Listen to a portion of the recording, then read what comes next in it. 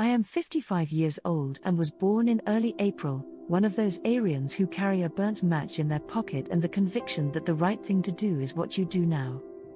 My name is Helena, and for lack of a more poetic description, I'd say I'm a woman with the impatience of youth combined with the calluses of someone who has traveled enough to know where the shoe pinches.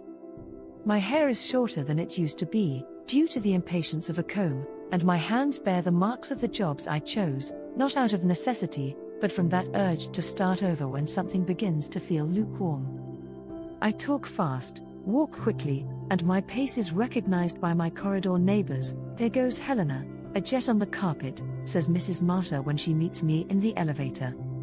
If I could choose one word to define me, it would be action. And if I had a secret to confess, it's that this word, sometimes, tires me out.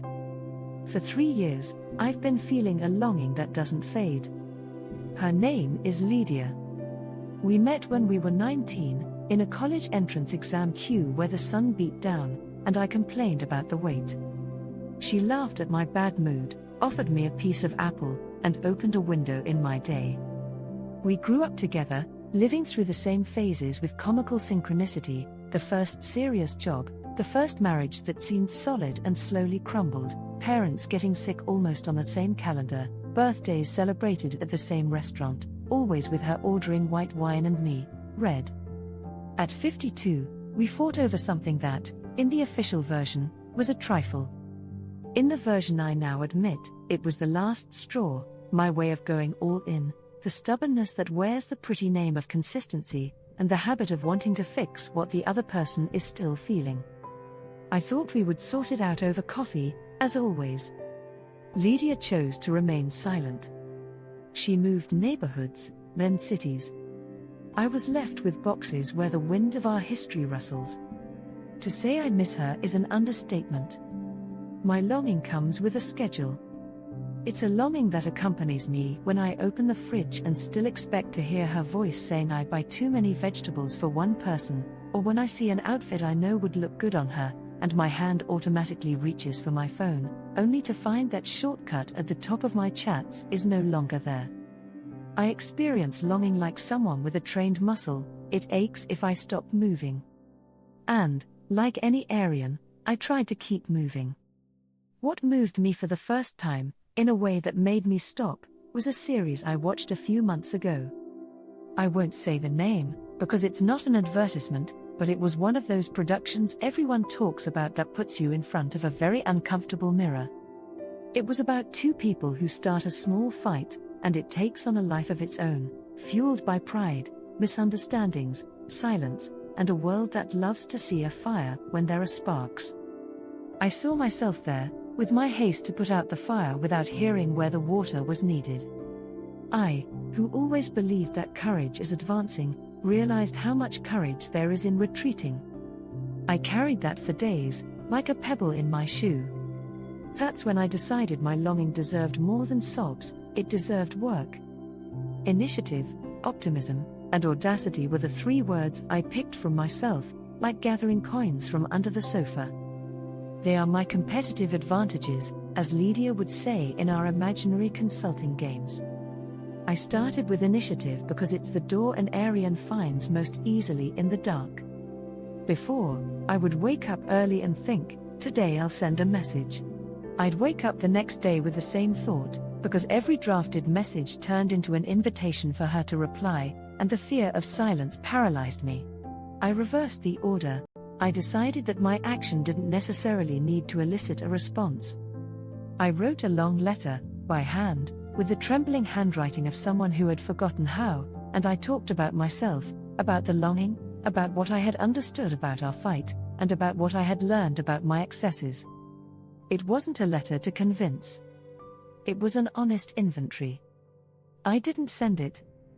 I put it in a shoebox, along with old letters, and decided that before knocking on Lydia's door again, I needed to knock on my own. For me, optimism has never been a rainbow. It's a stubbornness that pushes me out of bed. I trained it like one trains the body, with small daily exercises. Every morning, I would jot down 3 possible endings for that story. The first was a hug and coffee. The second, A difficult conversation, one of those that last hours and end with a "we'll see." The third, silence. Yes, I trained myself to visualize silence. I gave it a name, lit a candle, made tea, and sat with it, like one sits with a guest you don't particularly like but who showed up and you need to welcome. This prepared me for the real world, which doesn't care about my scripts. Among the exercises, I started making a list of our memories, like opening a drawer and checking what still fits. I discovered that remembering without trying to convince is a lighter verb. Audacity came in as my favorite part of the process. The first idea was so Aryan it almost made me laugh: to organize, without warning, a gathering of our mutual friends at an old neighborhood cafe, hoping that chance would bring Lydia. Thankfully, I had started training optimism with doses of reality, and I realized that this was more about satisfying my desire to see a pretty scene than respecting her timing. The second idea was more refined and, at the same time, daring. I recorded a series of short audio messages, less than a minute each, every one starting with "no need to reply," where I recounted a specific memory and what it taught me. I didn't send them. I gathered them all, asked my nephew to help me put them on a flash drive, and kept them. At the same time, I enrolled in a nonviolent communication course at the CESC in my neighborhood. Me, Helena, who always thought I knew how to talk, sitting in a room listening, about observing without judgment, about asking without demanding, about naming feelings with surgical precision. I discovered that my initiative needed tools, my audacity, sanded edges. Developing these qualities became more of a practice than a theory. Lydia always said that we underestimate repetition. I started repeating micro gestures. Every time my finger itched to press send, I counted to 40. That's a long time, 40 seconds. In that interval, I breathed the way I learned: 4 counts to inhale, 7 holding, 8 to exhale. If the urge passed, I saved the text. If it didn't, I rewrote it with the rule I noted on a post-it: more than 10 words of accusation, go back to the draft.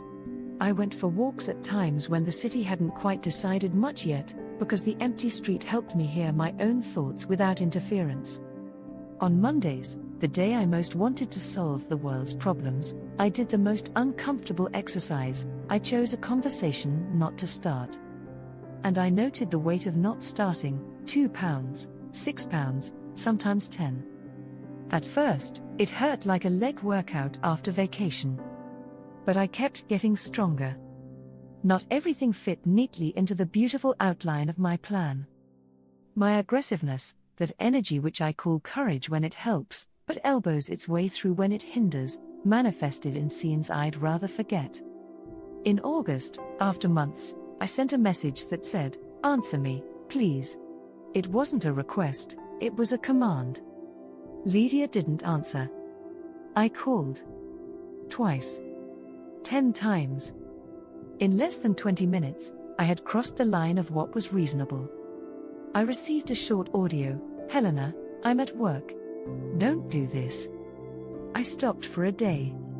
The next day, I got her new address from a mutual friend who gave it to me after too much insistence. I arrived at the building on a rainy Saturday, soaking the lobby and the doorman's patience, asked to go up, and was denied. I insisted. I spoke of history, memories, longing. I forgot that the doorman wasn't to blame for my feelings. I left there with accumulated shame, mine and his. My stubbornness, which had been my engine for learning, turned into a brake at the wrong time. After the incident at the building, a friend called me for coffee and said what no one had stated so clearly: "You're confusing your rhythm with hers." I thanked her and, deep down, thought she didn't understand that when a story is important, you have to insist. So, I insisted. I wrote a long post on social media, one of those that start with "I know this isn't the place," but, talking about loss and friendship and longing. I didn't mention names, but everyone knew. 2 days later, I received a message from Lydia: "Please, don't expose me." I felt like a child who had made a mess in the middle of the living room. I deleted the post, but the damage had already dripped onto people's feeds. Someone commented, "I found it immature." I wanted to reply. I didn't. I went for a run to burn off the anger and came back with a sprained ankle. The body is sometimes wise, it forced me to stop. Precipitation led me to even slipperier ground. I started thinking about gifts that could open doors. I bought a book she had mentioned years ago and sent it to her, without a note. Who receives a mysterious book? Who sends such a nameless remembrance? Lydia returned it at the concierge. And I, who usually laugh at my own blunders, didn't laugh this time. I sat with the pain as I had trained myself to do. I called my therapist, and we reached an agreement. I could take initiatives, provided they passed through 3 doors. The first, consent; the second, humility; the third, responsibility. If the initiative didn't pass through all 3, it would stay in the hall. I had to admit that the consent door was the hardest for me. I asked for help to learn how to listen to it. If there's one thing I've learned about my sign, it's that we confuse being born first with knowing things sooner. I'm a pioneer in enthusiasm. I invent things with the speed of a spark. I'm impulsive enough to get up from the table in the middle of a conversation to resolve something that just occurred to me. This is a beautiful thing when you're blazing a trail, when everyone else is standing still and someone needs to be the first to step forward to see if the ground holds. That's how I created a new project at work when everyone else was still consulting spreadsheets.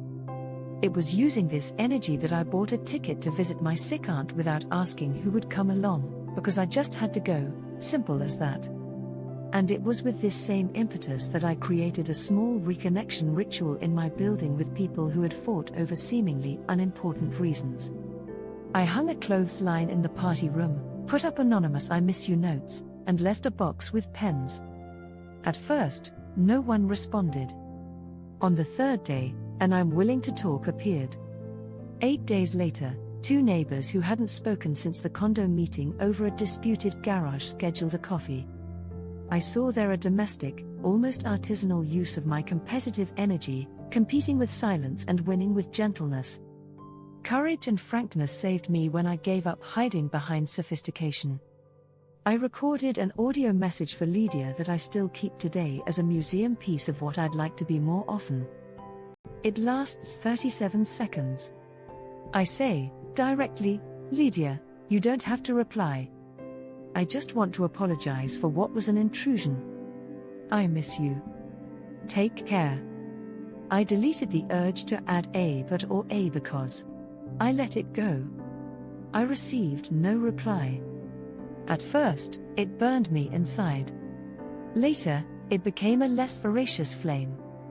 Impatience, another old acquaintance, found use when I put my hands to work for me and not against me. I applied my haste to tidying my home. I organized drawers, sorted letters, laughed reading some, cried at 2. The energy turned into action that didn't demand a response. The action changed, without me realizing it, the temperature of my waiting. One day, I was returning from ankle physical therapy when I met a friend of Lydia's at the market. She looked at me carefully, with that knowing look people who know part of a story often have, and said, "Lydia is well. She's in process." I smiled. I went home thinking about how much we want to know the final chapter without having read the middle one. I put water on the beans, turned on the radio, and in the middle of an old song, I had an idea that perhaps only made sense to someone who needs to channel fire. I wrote for myself what I would like to hear from her and read it aloud, like a prayer. I did this for 7 days. On the 8th, I felt less urgency for it to come from outside. Looking at this journey through the lens of personal growth initially seemed like an affectation to me. But I've aged enough to understand that little matures without intentional care. If you, an Arian like me, are experiencing a biting longing, there are questions that help and questions that hinder. I learned to replace "why isn't she replying to me?" with "what can I do without invading? How much longer can I endure this?" with "how can I embrace myself today? What will break if I do nothing?" with "what strengthens me if I pause?" These questions took me by the hand and led me away from paths I knew too well, those of justifications, of rationalizing my excesses, of the fantasy that persistence always wins.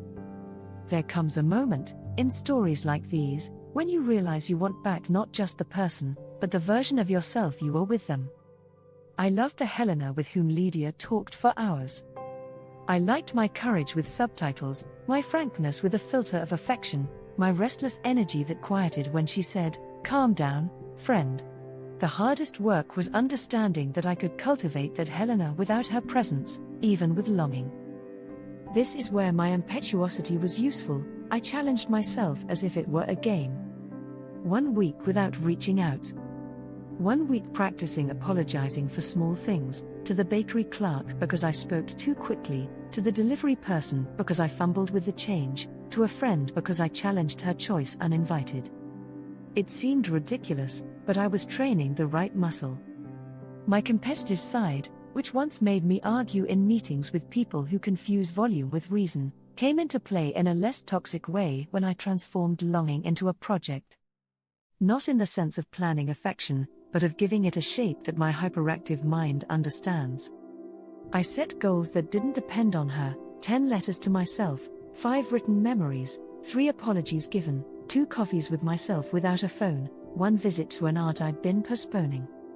By the end of the month, I had accomplished everything, and the space anxiety occupied seemed smaller. It could be a coincidence, it could be a miracle, it could be time doing what it does best. That week, I received an email from an account I barely remembered: "I miss you too. I'm not ready to meet. But hearing from you was good." It was Lydia. I read it many times. I closed the computer. I cried like an old tap finally coming loose. The urge, at that instant, to get in the car and drive to where she was enormous. I, who had already seen myself at a building's entrance like a late adolescent, breathed and did the most adult thing I've ever done: I did nothing.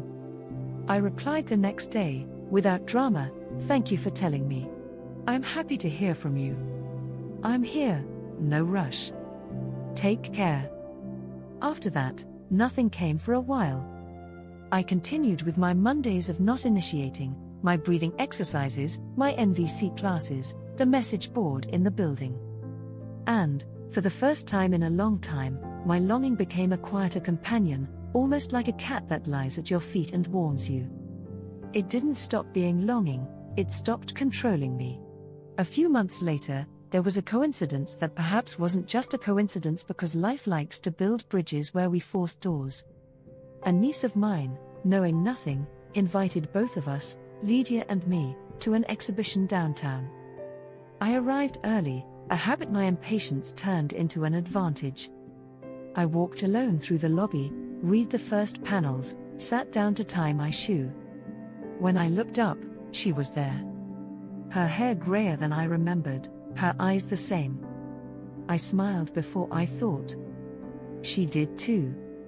We stood still for a ridiculously long time, 2 55-year-old women studying each other like teenagers pretending not to care. It was she who came forward. "Hi, Helena." "Hi, Lydia." I didn't hug her immediately. She didn't recoil. And when the hug came, it was simple. There was no soundtrack. There was a grounded hope. We didn't resolve everything there. That's the least cinematic and most honest part of my account. We walked through the exhibition like 2 people who had learned to walk again after a fall. We talked about easy things, a new recipe, a series she watched, and I didn't want to know which one because I didn't want to trigger any nostalgia, the city she now calls home and which I might visit one day, if the time is right. I felt like apologizing again.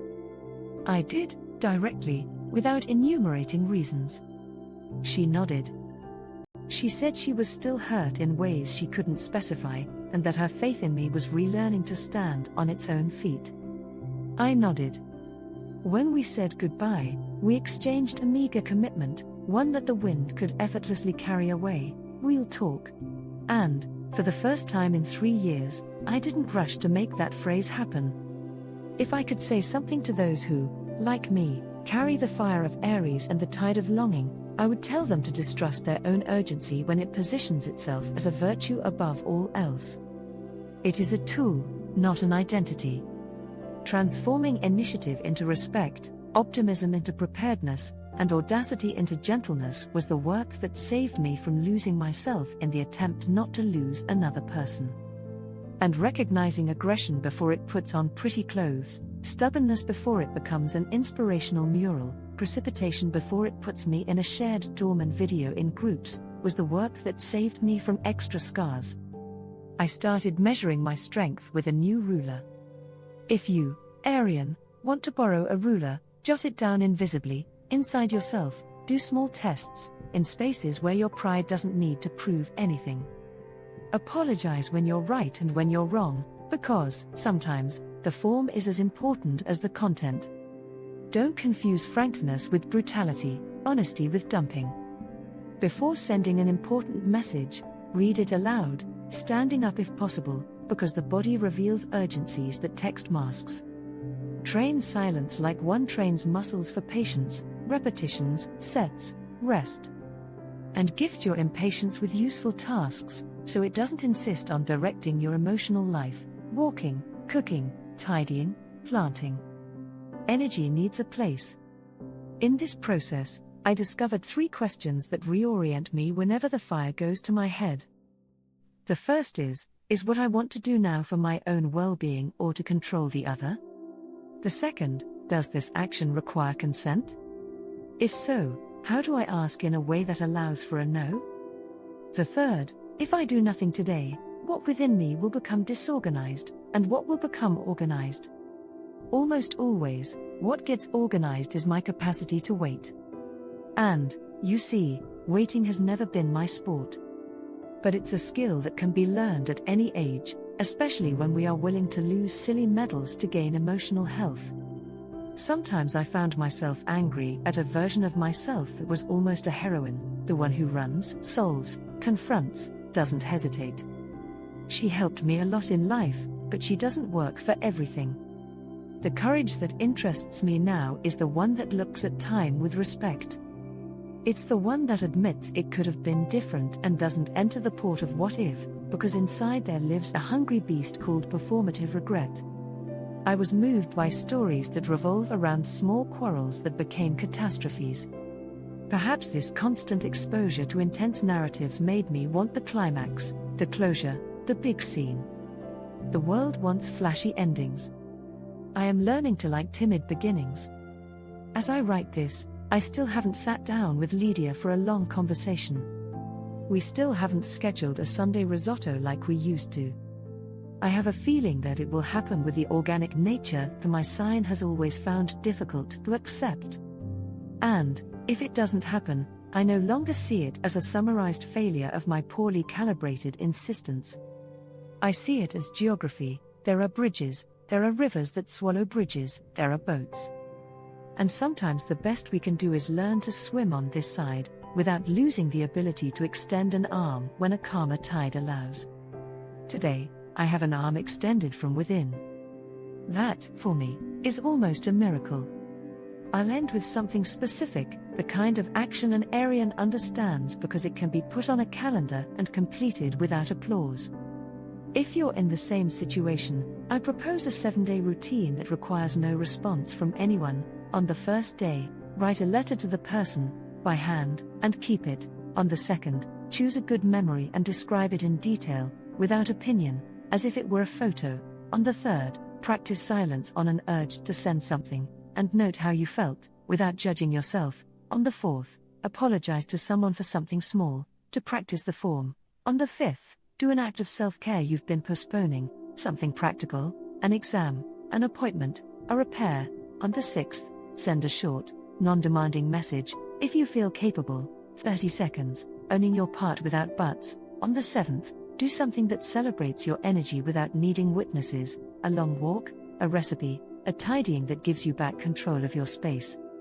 At the end of this cycle, see what has changed within you. If a reply comes, great. If not, you will still have a heart better trained to wait without drowning. Longing is a stubborn beast, I know. And we, from Aries, have a fire that sometimes burns the hands it wants to warm. You can learn to cook with that fire. You can put water in the pot, adjust the heat, stir with a wooden spoon, wait for the right consistency. No one becomes another person at 55. But you can become the version that walks carefully on the bridge, that looks at the river with respect, and that, when meeting a friend, knows how to hug without squeezing too tightly. If you are like me, and have a lighthouse lit in your chest, use it to illuminate the path without blinding those returning from their own darkness. And if today is the day to do something, let it be something small and true. Action, when it is good, has the modesty of things that last.